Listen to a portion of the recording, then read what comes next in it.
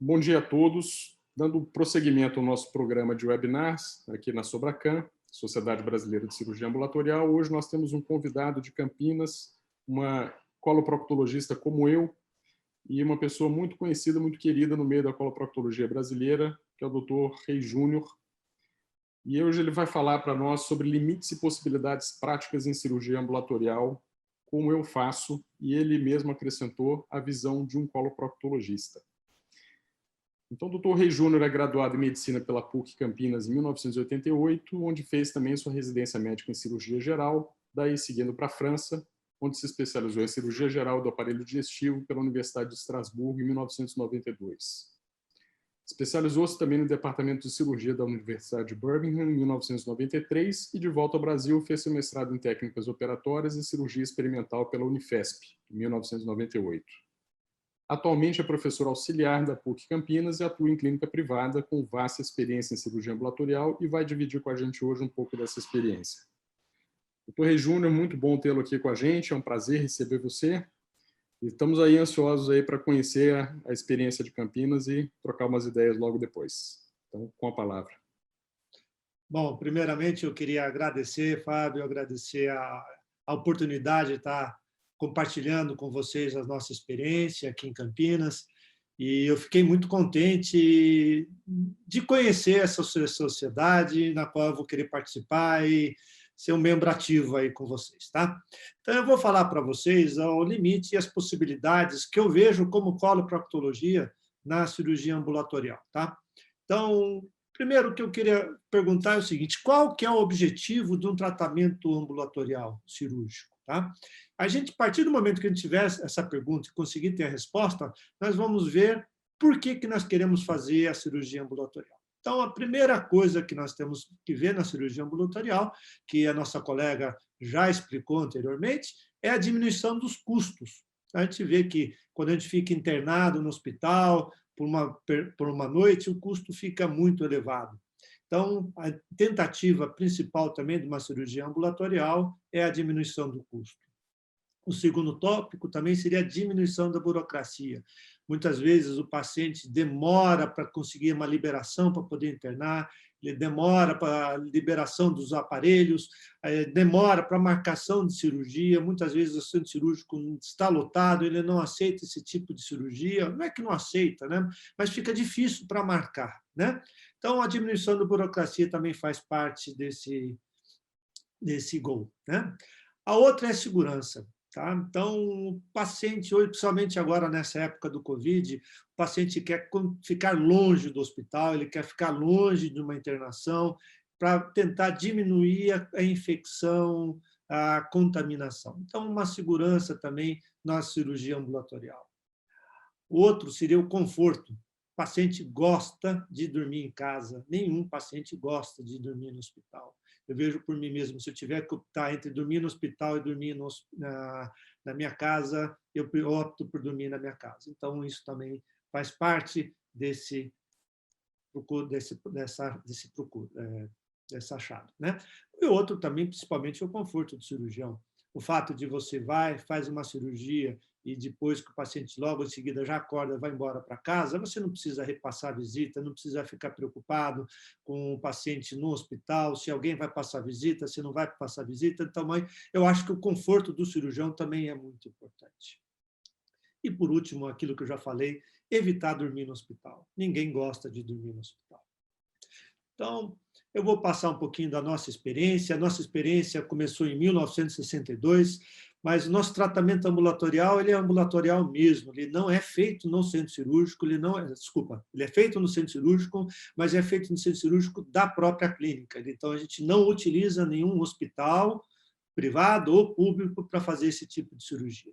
Então, nossa experiência começou em 1962, mas ela começou principalmente para tratamento de doenças hemorroidárias, mas não eram todas as hemorroidas que a gente conseguia fazer naquela época. Então, nós fazíamos tratamento para as hemorroidas internas, né? Então, as ligaduras elásticas, fazíamos pequenas ressecções de hematomas e o tratamento da esclerose nas hemorroidas, né? E também fazíamos naquela época o tratamento das fissuras, com uma esfincterotomia. Então, são cirurgias coloretais proctológicas pequenas, que desde essa época ajudava a fazer no consultório, não precisar ir para o ambulatório, desculpa, não precisar ir para o hospital. E nós deixávamos o tratamento hospitalar para as cirurgias hemorroidárias mais complexas, para as fístulas e cirurgias onde nós não tínhamos uma condição de fazer no consultório. Mas esses pacientes, quando iam para fazer essas cirurgias, ficavam geralmente, naquela época, 3 dias de internação. Então, você vai ver que isso vai evoluir, e o custo para você ficar 3 dias internado é um custo elevado. Depois, de 1962 até 1982, nós mudamos, a partir de 1982, mudamos o tratamento, fizemos um centro cirúrgico um pouquinho mais ampliado, onde nós conseguimos fazer alguns tratamentos maiores, mas eram sempre tratamentos feitos com anestesia local somente. Nós não utilizávamos nem peridural e nem sedação. Então, para esses tipos de pacientes, nós fazíamos as cirurgias de hemorroida, então, a ligadura elástica, ressecções de hematoma, drenagem de hematoma, a esclerose, mas aí nós começamos também a fazer as cirurgias, as hemorroidectomias. Mas, geralmente, eram hemorroidas menores, onde tinha um plexo externo pequeno, que a gente podia fazer uma pequena anestesia local, que não tinha problema. E também fiz tratamento da fissura, a esfincterotomia, e nessa época nós começamos também a fazer nas fissuras a crioterapia com CO2. Desculpa, com nitrogênio, tá? E que nessa época funcionava muito bem. E as fístulas também, mas aquelas fístulas simples, aquelas fístulas superficiais de trajeto bem simples, onde uma anestesia local ficava muito bem. E deixávamos o tratamento hospitalar para aquelas outras cirurgias, mas nessa época nós já utilizávamos também a peridural, a raquidural no hospital, mas o paciente precisava ficar com pelo menos um dia de internação.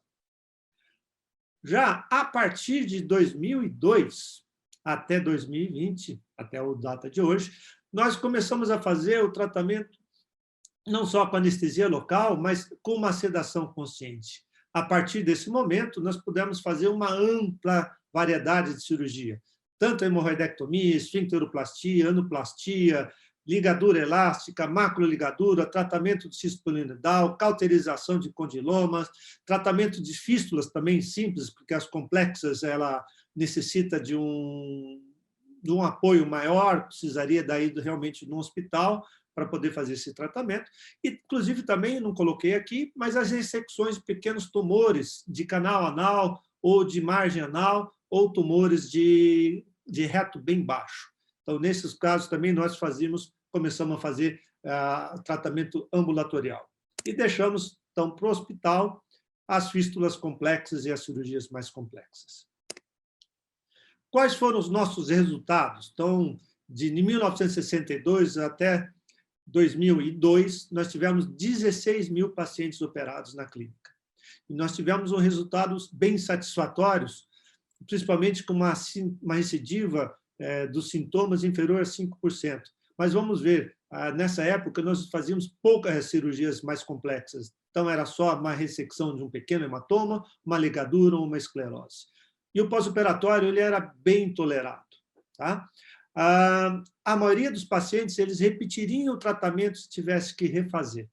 Tá? Então, se fiz uma ligadura e teve a recidiva do mamilo hemorroidário, ou se aparecesse um outro mamilo hemorroidário, o paciente faria, com certeza, uma reoperação a nível ambulatorial. Mas tinha os inconvenientes. Qual era o inconveniente? Primeiro, o paciente ficava acordado, então se ia fazer uma anestesia na região anal com o paciente acordado e tinha dor na hora da anestesia. Então, isso faziam com que o paciente tivesse um medo desse procedimento. E dava também, muitas vezes, mesmo você fazendo uma anestesia local, o paciente tinha mobilidade, ele tinha um incômodo, então nós tínhamos uma dificuldade de manter essa analgesia em 30% desses pacientes. E, por o paciente se mexer, nós tínhamos também uma dificuldade maior para fazer a realização da cirurgia. E houve uma mudança. A partir de 2003, quando nós começamos a fazer uma sedação consciente associado com anestesia local. Como que é essa sedação consciente. Então, tem uma equipe de anestesia que faz anestesia para a gente. É uma sedação muito parecida com a sedação quando a gente faz uma colonoscopia ou quando a gente faz uma endoscopia. Então, a gente faz um pré com midazolam, que é um ansiolítico endovenoso, acompanhado de fentanil e dolantina para retirar a dor, e o hipnótico, que é o propofol, em bolos. Mas que isso, quem aplica é o anestesista. Da nossa parte, como cirurgião, nós fazemos anestesia local, com a ropivacaína ou a xilocaína, e com a minha preferência, que é a prilocaína, que é o que mesmo que o anestesista usa. Então, a gente usa aqueles carpulizinhos pequenos, uma agulha bem fina, você faz uma anestesia local no mamilo hemorroidário, ou na fístula, ou no cisto, ou onde você vai operar, e temos um paciente tranquilo para fazer a cirurgia. E, caso necessário, para a reversão dessa sedação, nós podemos usar a naloxona, uma dose 0,1 miligrama. O que nós vimos nesse período de 2000 a 2020, nós temos com 6.319 pacientes operados, com sedação mais uma anestesia local, e nós vimos algumas vantagens. O paciente fica mais tranquilo. Então, na hora que você dá aquela sedada, você até fala para ele, olha, você vai dormir, quando acordar, já acabou a cirurgia, a primeira coisa que você vai perguntar é, doutor, já fez a cirurgia? Vai começar a cirurgia? Como o paciente está dormindo, ele não tem aquela memória da dor da injeção. Então, ele vai despertar sem dor. Isso é importante. Então, você evita a dor, mesmo a dor da anestesia local. E ele vai seguir sem dor por algumas horas. Isso é muito importante, que o paciente vai ficar mais tranquilo no pós-operatório. Porque nós temos que lembrar no pós-operatório que a dor é muito dependente de algumas coisas, principalmente porque cada indivíduo ele é diferente um dos outros. O que é dor para um não é dor para o outro, o que é dor muito intensa para um é diferente da outra. E também depende muito da técnica operatória que você vai fazer no paciente. Então, isso que vai dar a dor no pós-operatório. Qual é a regulamentação que nós vamos ter? Existe uma regulamentação de 1994, tá? Onde existem algumas normas que que você tem que seguir. Então, o paciente ele deve ser previamente instruído quanto ao tipo de cirurgia e quais as eventuais complicações que podem ocorrer. O paciente deve ser suficientemente esclarecido quanto ao procedimento pós-operatório. Os familiares devem participar ativamente dos cuidados a serem tomados e de como proceder em caso de dúvidas ou complicações inesperadas. Isso quer dizer, eu só vou dispensar o paciente com um acompanhante. Eu nunca falo somente para o paciente, porque muitas vezes ele está sedado e o paciente vai ficar no pós-operatório, na clínica, 1 hora. Depois de 1 hora, o paciente está indo embora para casa. Então, é importante que haja um acompanhante responsável para poder entender o que deve fazer e como deve se proceder. O paciente também deve ter um meio de transporte adequado para se locomover. Ele não pode ir de ônibus e voltar de ônibus. E o médico e a equipe tem que estar com acesso, o paciente deve ter acesso ao médico, à equipe médica, 24 horas por dia. Porque se tiver alguma urgência, alguma intercorrência, você tem que estar disponível para poder socorrê-lo.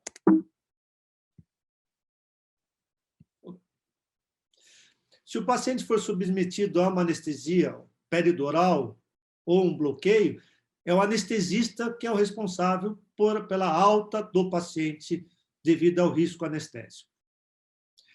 E os pacientes submetidos à anestesia local devem ser avisados dos possíveis inconvenientes e devem ser acompanhados e monitorados durante toda a cirurgia.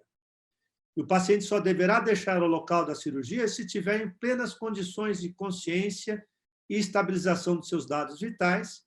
E o principal, isso é mais para a gente, para médico também, ele deve assinar um termo de compromisso com testemunho de estar plenamente consciente com riscos da cirurgia. Então, vou falar para você um procedimento que nós mais fazemos na clínica aquilo que eu falei, a nossa visão como proctologista, dei um histórico. E o que nós mais fazemos na clínica é a cirurgia da hemorroida. Então, como nós fazemos a cirurgia, a hemorroidectomia? Nós fazemos uma técnica que a gente fala que é a técnica mista. Então, só relembrando um pouquinho, o que é hemorroida? Hemorroida é uma degeneração do estroma no canal anal. Então, isso faz com uma combinação de congestão vascular e o deslocamento do coxim, faz com que haja a doença hemorroidária, que ela pode ser apresentada de várias formas, como um hematoma, que vocês estão vendo aqui, com uma trombose, com uma hemorroida interna exteriorizando, tá certo? Então, esse que é o nosso tratamento. E quais são os sintomas que nós temos da doença hemorroidária? O sangramento, o prolapso, o prolido, a secreção perineal, o soiling, que é aquela cueca ou a calcinha sempre suja, e uma queimação perianal. Então, vocês veem que a grande maioria das doenças hemorroidárias são prolapsos e sangramentos, então são hemorroidas fáceis de tratar em caráter ambulatorial. Quais as técnicas nós temos hoje em dia? O PPH, a cirurgia com ressecção com laser de CO2, ressecção com bisturi harmônico, a macroligadura e a ligadura das artérias hemorroidárias via transanal. Então, como nós fazemos? Nós tentamos fazer uma técnica mista, que é a associação de duas técnicas. É uma cirurgia técnica de menor trauma, então, tratamento daquelas hemorroidas de canal anal, hemorroidas internas, associada com uma ressecção de um plicoma ou de uma hemorroida externa. Então, pode ser um PPH mais uma ressecção, pode ser uma macroligadura mais uma ressecção, ou uma desarterialização mais uma ressecção. Então, qualquer tipo de tratamento onde você tem o componente interno e o componente externo hemorroidário. Qual é o objetivo dessa técnica mista? Seria individualizar o tratamento, diminuir o trauma, melhorar o pós-operatório, maximizar os resultados, principalmente os custos também do paciente, onde você pode fazer essa cirurgia ambulatorial e não internado, e diminuir as suas complicações. Então, as indicações são as hemorroidas internas com componente externo ou plicomas. Podemos usar o PPH, que é uma ressecção anelar da mucosa retal, porém, existem complicações com essa técnica, complicações que nós não temos com outros tipos de técnicas para ressecção de hemorroida. E o que eu fico preocupada é principalmente com a fístula retovaginal, com a dor no pós-operatório, principalmente se você fizer um grampeamento muito baixo, perto da linha pectina ou abrangendo a linha pectina, esse paciente vai ter dor, não é só no pós-operatório, mas vai ter uma dor crônica. Então, são complicações que nós deveríamos evitar. Então, por isso, hoje em dia, eu tenho feito cada vez menos o PPH para a cirurgia, tratamento da hemorroida.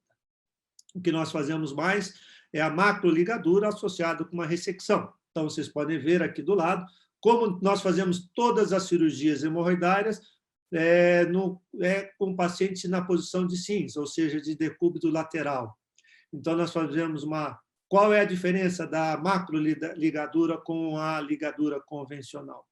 Tá? Com a localização da onde nós fazemos a ligadura convencional a gente faz mais baixo do canal anal, enquanto a macroligadura a gente faz no canal anal alto. Então, e também com a quantidade do espécime que vai ser ligado, enquanto que na ligadura convencional é geralmente 1 centímetro, a quantidade, desculpa, o local onde vai fazer a 1 centímetro do canal anal, na macro é 4 centímetros. Mas o que é importante é que esse paquete que vai ser ligado, ele é muito maior na macroligadura do que na ligadura convencional. Então, onde a gente faz uma pequena infiltração no canal anal alto, faz a aspiração, como vocês estão vendo, fica essa ligadura aí, e que nós vamos ver dessa forma que ela vai se apresentar. E depois nós vamos ver que no pós-operatório, depois de 15 dias, nós vamos encontrar essa úlcera nessa região. Isso vai fazer com que haja uma fixação dessa mucosa. O tratamento de glicoma ou plexo hemorroidário externo, nós utilizamos a técnica de Oban, do Reis Neto. Isso, quando a gente faz 3 a 4 pontos, meio centímetro acima da linha pectínea, para fixar esse mamilo hemorroidário, fazendo uma pequena secção entre essas ligaduras, nessa região, e depois nós vamos fazer a ressecção helicoidal do mamilo hemorroidário externo. E quando nós associamos a macroligadura, isso é naquele mamilo onde nós temos o paciente, que nós temos um mamilo externo lateral esquerdo e temos um mamilo interno anterior direito ou posterior direito, então você pode fazer as duas técnicas combinadas. Nossa experiência de 5.000 pacientes, 52% foi feito com uma técnica mista e apenas 48% nós utilizamos somente a macroligadura. Nossos resultados, uma recidiva menor do que 5%, um pós-operatório bem tolerado e 90% dos pacientes repetiria o tratamento, se caso precisasse. O que eu deixo aqui de mensagem para todos vocês é que não há cirurgia sem complicações, não há cirurgia sem técnica, não há cirurgia para principiantes, mas sempre haverá espaço para rever o passado e o presente. Muito obrigado. Reis, muito obrigado pela apresentação, gostei bastante da sua aula, gosto muito do tema, e eu também tenho essa filosofia de que não existe uma técnica única e que, às vezes, você precisa combinar diversas técnicas para o tratamento da doença hemorroidária, porque o paciente é muito variável. É aquilo que você colocou no seu slide, que traz diversas apresentações clínicas diferentes, então é evidente, né, que você não tem uma só técnica que vai, né, trazer de uma forma aceitável para o paciente bons resultados clínicos, e muitas vezes você precisa combinar. Ou seja, até hoje, com tudo que apareceu, a gente continua fazendo Milligan Morgan, né? Daqui a pouco nós vamos comemorar 100 anos de Milligan Morgan, né? Mas surgiu o PPH, depois surgiu o THD, e eu acho que cada uma tem o seu lugar aí, assim como o bando não deixou de ter, né? E, de fato, associar todas essas técnicas para o paciente é muito bom, e, antes de mais nada, a gente não tem que adaptar o paciente à técnica que o cirurgião gosta. A gente precisa ter repertório técnico para oferecer ao paciente aquilo que ele precisa. Eu acho que você colocou isso aí de uma forma muito, muito feliz, e eu concordo bastante com isso, né?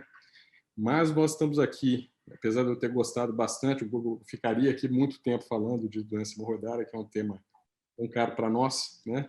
Mas hoje o prato do dia é cirurgia ambulatorial, e eu tenho algumas perguntinhas para você em relação a isso que acontece aí em Campinas, né? Então, aquilo que a gente conversava antes de iniciar, né, essa gravação, de que a Sobracan, que é a Sociedade Brasileira de Cirurgia Ambulatorial, ela, por um lado, tem focado o seu trabalho em tentar trazer, né, as melhores técnicas que estão sendo feitas no exterior, em países em que isso está funcionando muito bem, com uma estratégia em saúde, ou seja, da cirurgia ambulatorial, que nada mais é do que aquela cirurgia que requer a estrutura de uma sala cirúrgica, de uma sala de centro cirúrgico, mas que o paciente não precisa da estrutura hospitalar para pernoitar, ou seja, ele não precisa dormir no hospital, com todas essas vantagens que você colocou, e que eu estou de acordo também, de que não tem lugar melhor, né, para a gente se recuperar do que a nossa casa, sempre que isso é possível. Ou seja, deixar o hospital para aqueles procedimentos que realmente requerem hospitalização. Mas interessante que nós percebemos também que era preciso mapear o cenário atual da cirurgia ambulatorial no Brasil, porque, apesar de que nós temos iniciativas talvez muito fragmentadas e muito diversas, né, e um interesse crescente, não à toa, sobre a Sobracan surge agora, em 2020, né, sobre o tema da cirurgia ambulatorial, então nós precisávamos tentar entender como é que está se desenvolvendo, quais são essas iniciativas e no que elas têm, né, a nos acrescentar e a nos ensinar. Como você mesmo coloca no final da sua apresentação, é preciso também aprender com o passado, né?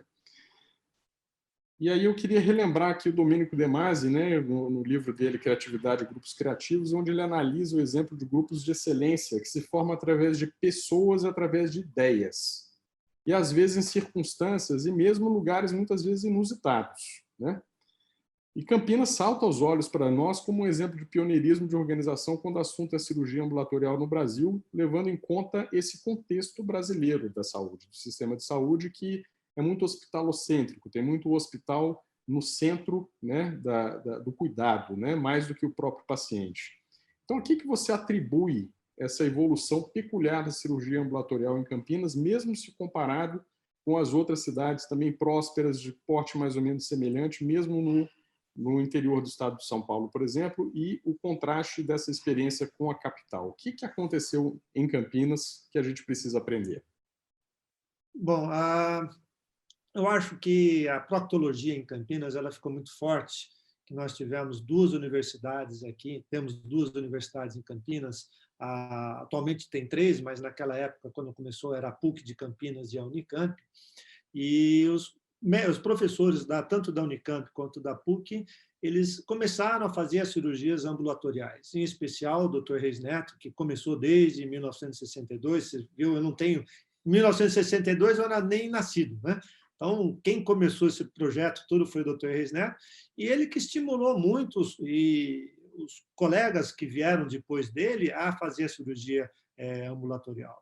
Então, acho que esse mérito todo é do próprio professor Dr. Reis Neto, que começou a divulgar, tanto na Unicamp quanto na PUC, a realização desse tipo de procedimento ambulatorial. Eu acho que isso que teve muitos alunos que ficaram em Campinas e continuaram desenvolvendo essa própria técnica ambulatorial. Eu acho que deve-se mais a isso.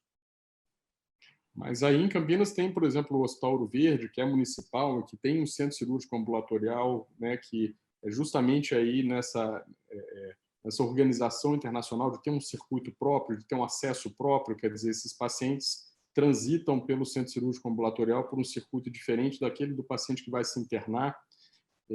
Salvo engano, acho que a Unicamp também tem um centro cirúrgico ambulatorial que atende a outras especialidades, ou seja, que vai além da própria proctologia, né? Então, me parece assim um movimento muito interessante esse que acontece. Quer dizer, Campinas é um polo médico importante, né? Sempre foi, né? E as experiências de cirurgia ambulatorial nessa cidade que vem de longa data, mas o que você acha que falta para que essas experiências, então, possam se difundir por todo o país, né? Que a gente consiga reproduzir um pouco daquilo que tem sido feito por aí, pelo menos em outras capitais, em outras cidades de porte maior, e que tem uma boa estrutura de saúde. Em Campinas, está começando, não só se citou 2 hospitais públicos, mas existem hospitais privados também que estão querendo desenvolver a cirurgia ambulatorial. Aqui em Campinas, nós temos a Casa de Saúde de Campinas, o Hospital Vera Cruz, que também estão querendo desenvolver esse método de cirurgia ambulatorial, principalmente porque eles estão vendo que, quando a gente faz a cirurgia ambulatorial, a fonte pagadora ela fica mais contente. Não é só o paciente privado, mas a gente tem que pensar também nos convênios. Então, o Bradesco, o Sul América, a Unimed, eles preferem que seja uma cirurgia ambulatorial em vez de uma cirurgia com uma internação. Então, você está vendo hoje em dia mais vamos dizer assim, uma simbiose entre o hospital e a fonte pagadora, e é por isso que eu acho que a cirurgia ambulatorial ela vai cada vez ficar mais presente, não só nas clínicas, mas principalmente nos centros hospitalares. Tá? Então, o que acho que falta aí é mais uma conscientização, e aí que a sociedade brasileira entra. Tá? E é isso que eu fiquei muito contente. E eu acho que na sociedade também tem que fazer, como você tinha falado, parte os gestores hospitalares. Eles também são parte integral e que precisa estar junto. Porque não adianta nós sabermos, é bom, mas como viabilizar isso? Para viabilizar isso, precisa do gestor. Com certeza. Inclusive, nós tivemos já nas gravações do dia 3, e foi uma apresentação riquíssima, que vai ao ar também, né, do Dr. Newton Quadros, falando do panorama atual da cirurgia ambulatorial, falando das perspectivas futuras, e aí eu queria retomar esse gancho aí das perspectivas futuras, baseado na sua apresentação, que é muito rica em dados, né? Quer dizer, você apresentou aí mais de 20 mil pacientes ao longo desses 40 anos, né? Isso quer dizer, 60 anos quase de cirurgia ambulatorial. Isso é um material único, né? E é interessante porque, de certa forma, foi evoluindo a complexidade dos tratamentos que vocês foram adotando a cada 20 anos. Então, de 62 a 82, depois de 82 a 2002, e me parece que vocês já estão perto de rever mais uma vez aí e cada vez empurrando um pouquinho mais esse limite, né, do que é possível fazer. Mais cedo hoje, nós tivemos que foi que eu tinha comentado com você, o Dr. Luiz Hidalgo, que é proctologista também em Barcelona, que é hoje o presidente da Sociedade Espanhola, e nós propomos a ele um tema exatamente em relação a isso, a complexidade na cirurgia ambulatorial, né? Porque a cirurgia ambulatorial não é necessariamente um sinônimo de baixa complexidade, né? É um sinônimo de deshospitalização. Como é que você vê o futuro da sua prática dentro da cirurgia ambulatorial? Como é que você imagina que vai estar fazendo cirurgia ambulatorial aí nos próximos 20 anos? Que tipo de coisa que hoje talvez você ainda faça no hospital que você vê espaço para incorporar aí a sua prática clínica com procedimentos ambulatoriais? Eu acho que eu falei primeiro aqui dessas cirurgias ambulatoriais, foram mais cirurgias orificiais que a gente faz no consultório. Mas quando a gente for pensar cirurgias day hospital ou ambulatoriais em caráter hospitalar, nós também temos que pensar nas cirurgias de maiores portes. Por exemplo, uma colecistectomia, uma hérnia de hiato, uma herniorrafia. Eu tive uma época, vou ver um pouquinho do passado, lá por 1993, 94, de 93 a 95, mais ou menos, nós fizemos lá na Pontifícia, lá na PUC de Campinas, fizemos um mutirão de vesícula. A gente operava 3, 4 vesículas todo sábado, de manhã cedo, e os pacientes tinham alta no próprio sábado. Fizemos isso durante uns 3, 4 meses, até que veio uma ordem de cima para a gente não fazer mais. Por quê? Porque o SUS não pagava. Se o paciente não ficasse pelo menos um dia internado, o SUS não pagava. Então, não pude fazer mais. Então, desde aquela época, eu já tive uma experiência de que isso é factível.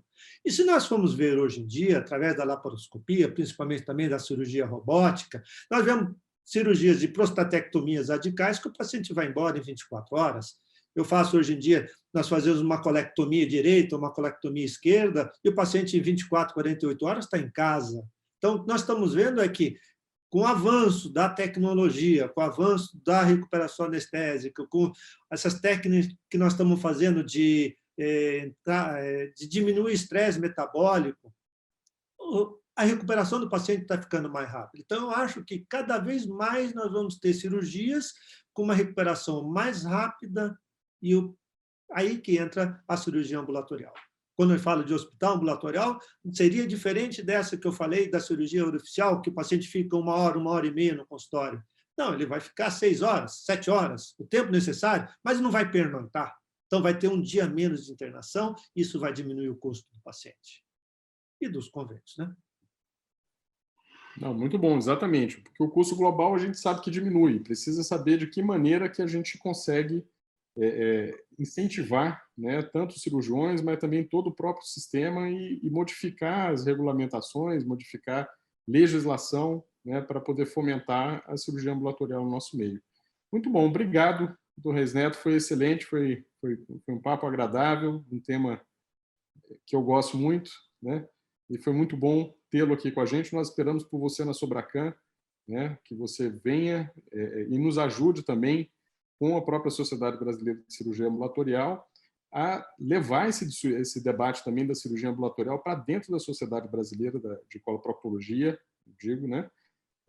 Para levar esse debate também para a SBCP, né, como uma forma de fortalecer todo esse debate de um modo geral, né? Eu acho que a gente precisa também levar essa discussão da cirurgia ambulatorial para dentro dos congressos brasileiros de proctologia, né? Porque isso é muito no nosso dia a dia, é muito aquilo que a gente faz e gosta de fazer.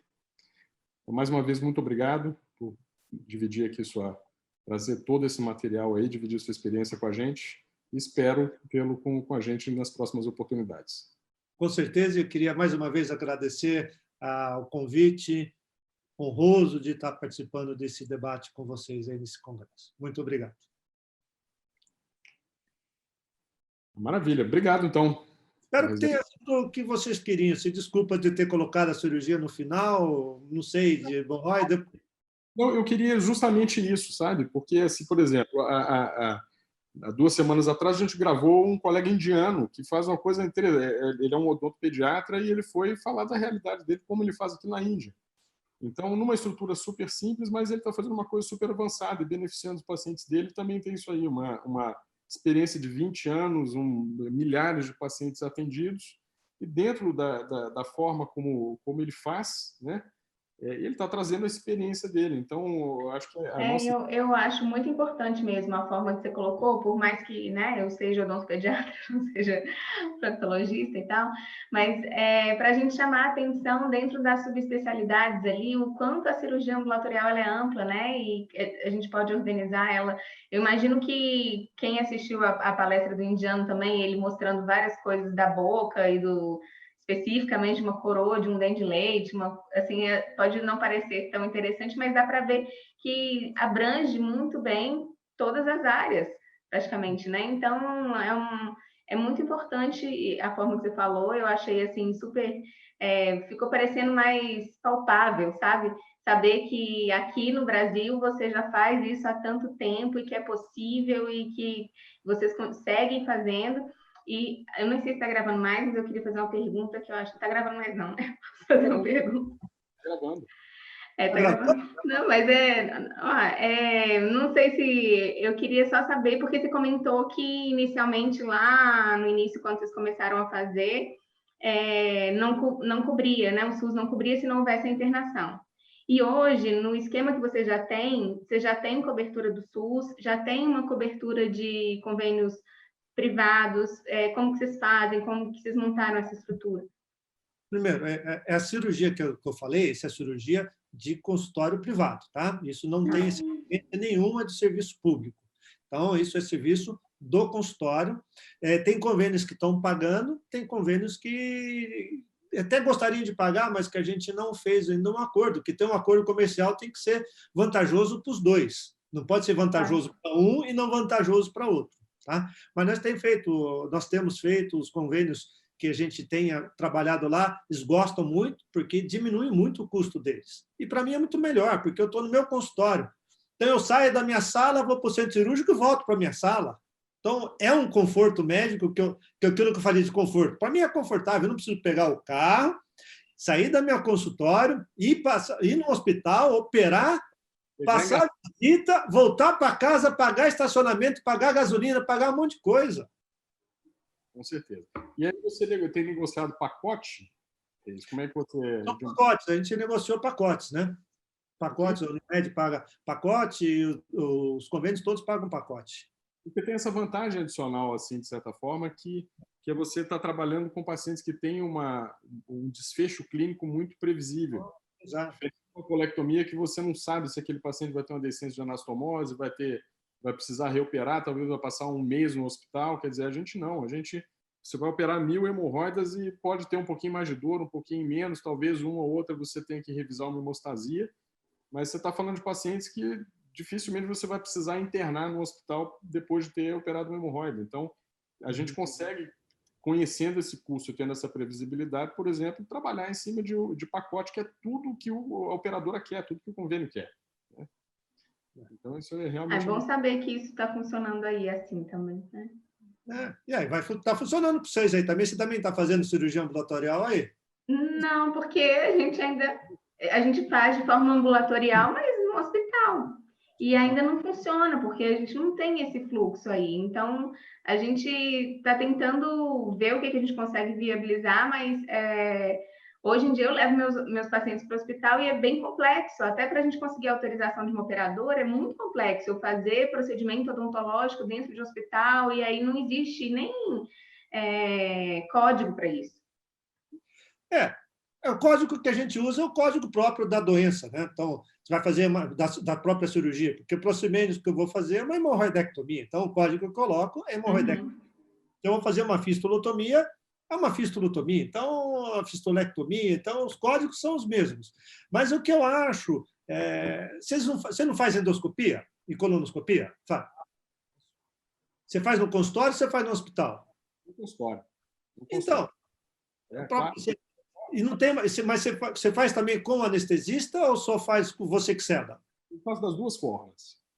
Então, aí depende do paciente, né? Eu avalio sempre os pacientes antes, depende do convênio, então depende de uma porção de coisa. Porque isso, inclusive, hoje é uma coisa que eu negocio com o convênio de acordo com o perfil da população daquele convênio. Você tem convênio, às vezes, que tem basicamente uma clientela muito jovem. Então, a maior parte dos pacientes vai fazer consideração consciente sem problema. O que você faz? É muito idoso, então você vai precisar de um anestesista. Então, caso a caso, precisa de um anestesista, eu coloco um anestesista, mas eu tenho estrutura para que venha um anestesista e faça, e cede, né? Não, eu falei isso porque eu aproveito a mesma equipe de anestesia que faz a sedação na endoscopia, é a equipe que faz a sedação para a gente na cirurgia. Pois é, ainda fica bom para eles, né? Eles adoram. Claro. É bom para todo mundo. Para o paciente, é bom para você, é bom para o anestesista. Eu gosto, viu? Bom, pelo menos eu não tenho tido problema com isso. E ainda mais agora, nessa época do Covid, a procura melhorou, porque ninguém quer ir para o hospital. Verdade. Quer dizer, Ninguém quer ir para o hospital. A ideia de que o hospital tem o monopólio da segurança, ela está em questão, né? Tá. As pessoas estão sentindo que o hospital talvez não seja um lugar tão seguro assim para operar, né? Agora, o que eu esqueci de falar é que se você vai fazer a cirurgia ambulatorial no teu consultório, você tem que ter um contrato com um hospital de retaguarda. Ah, sim, sim. A legislação sanitária exige, né? Exige, entendeu? Então, você tem que ter esse contrato. Mas eu não falei isso lá, mas acho que isso já está na legislação. Tá certo? Maravilha, obrigado. Bom sábado, bom final de semana e até a próxima.